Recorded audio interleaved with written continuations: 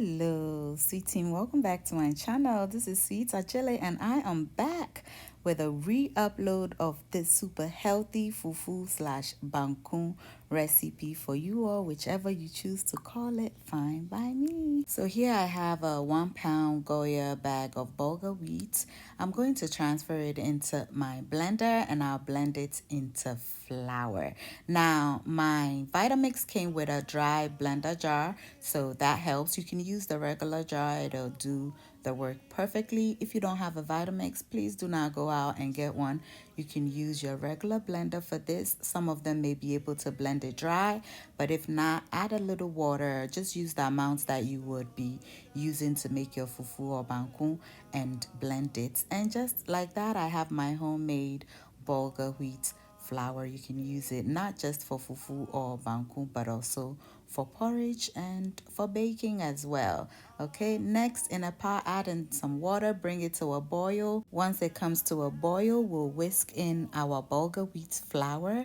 And if you're wondering why I have an M underneath my cup, it was my restaurant school cup, so I had to mark it to ensure that I do not lose it. Once you've added it, you want to mix everything together and begin pressing it to the side of your pot immediately to keep it from forming lumps. We'll then add in some water and salt to taste, flip it over, cover it up, and allow it cook on medium heat for about 8 minutes.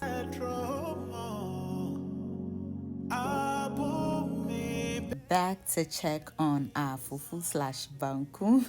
It is doing well, so I'm going to stir it up and allow it to absorb some of the water a bit, and then I'll begin pressing it to the side of the pot to make it nice and smooth, and also to break up any lumps that may have been created. It cooked for about 8 minutes. It is not quite ready yet, so I'm going to go ahead and add in some water again, cover it up, and allow it cook for an additional 8 minutes.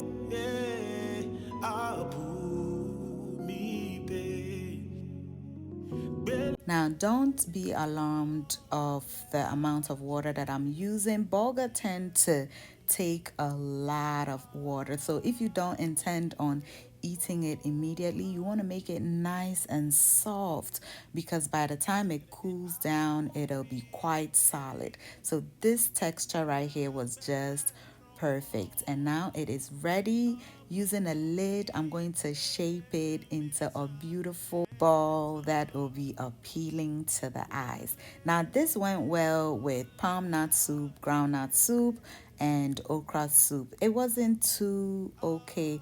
If you're gonna use it for light soup, you may want to use a spoon to enjoy this, but the other soups were just perfect, and I enjoyed it this day with some okra soup, but I also later paired it with some shito. Oh my goodness, it was super delicious with this delicious baked turkey that I know you would enjoy if you try. All are invited to enjoy this deliciousness with me. If you've enjoyed me until now, I do want to thank you so very much. Why not let me know where you're watching from, and I'll give you a special too in our next recipe. Until I see you in the next one, stay safe, keep loving each other, and remember that the love of God and family is life's greatest blessing. And guys, ke unamini uchemi suite mahabutu. Bye y'all.